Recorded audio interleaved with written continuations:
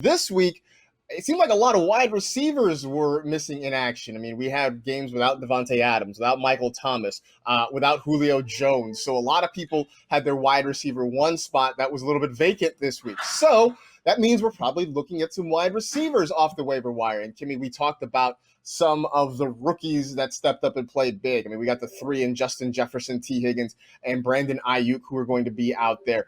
Darrell Henderson is another name you should remember because he did play very well this week. Chances are, though, I know in a lot of leagues he's already been claimed. But, hey, take a look. There's a chance that maybe he is available in your fantasy league this week, and it's certainly worth the look and the ad if he is out there because he got a lot of run, and he played very well against a very good Buffalo Bills defense. Jimmy Graham is back. We got to stop the jokes. He had 2 touchdowns on Sunday. He has 3 for the season. They are looking for him in the Bears offense. And so it was fun to sort of laugh about the Bears having 11 different tight ends, but they found one they seem to like. So it's time to maybe get on board with the Jimmy Graham train.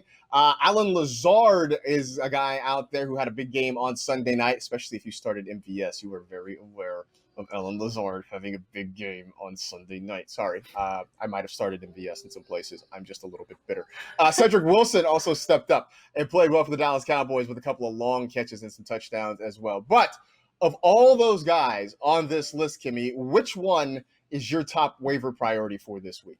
You know, I think the number one priority is a guy that we chatted about earlier. That's going to be Justin Jefferson, right? That's an obvious one. That should be a number one priority. But another one that kind of is really interesting to me, let's talk about Cedric Wilson, right? There was a big question, and I know you and I had talked, like, is this for real? Is this really a Cowboys wide receiver who is going to be a contender to get touches and targets and carries and points?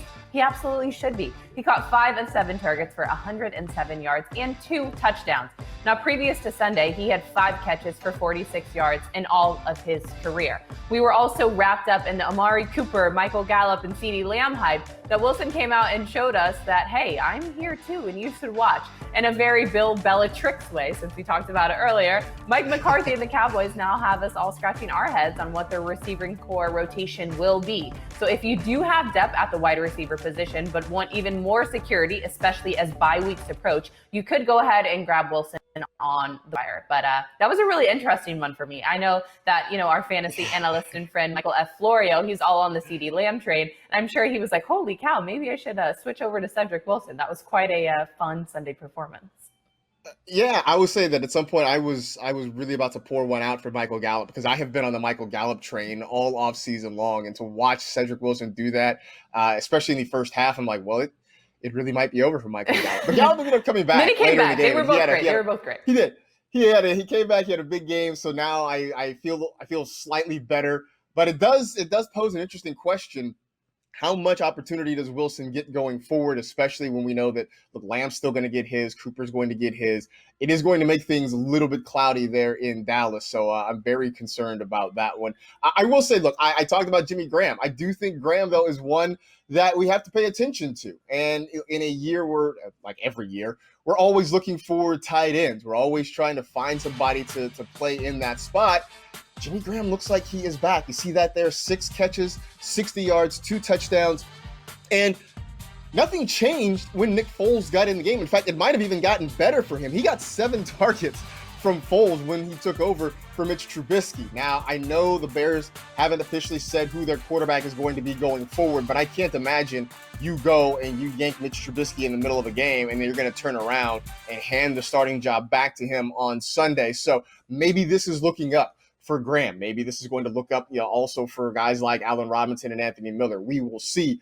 But if you are in need of a tight end, if you are streaming the position, Jimmy Graham is out there in a lot of leagues, mostly because a lot of us weren't going to fall for the banana in the tailpipe again. But maybe this is real this time. Maybe this is something we can buy into.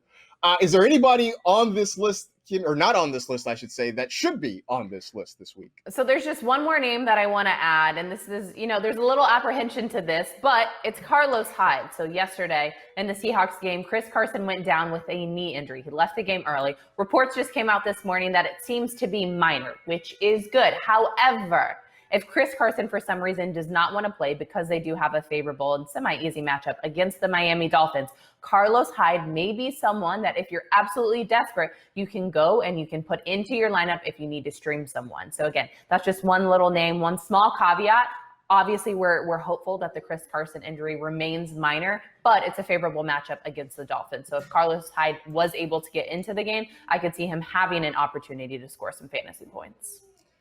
Yeah, you mentioned the Dolphins and the Seahawks, which sort of reminds me, if you are a person who is streaming quarterbacks, if you are, maybe needing a quarterback, somebody's letting you down, I'm just gonna throw this out there, and I will disavow all knowledge of saying this if it goes sideways. But Ryan Fitzpatrick as a streamer against the Seahawks doesn't seem totally crazy. He went out and played pretty well on Thursday night against the Jaguars. We have seen the Seahawks defense just give up yards in chunks through the air to every quarterback they have played so far this year. We know that Fitzy is good to go out and throw some YOLO balls. He will get it down the field, whether it's to Devontae Parker or Preston Williams or Mike Gesicki. So if you are sort of in a bad way, especially if you're in a 2-quarterback league or a super flex league, streaming Ryan Fitzpatrick this week might not be the worst idea.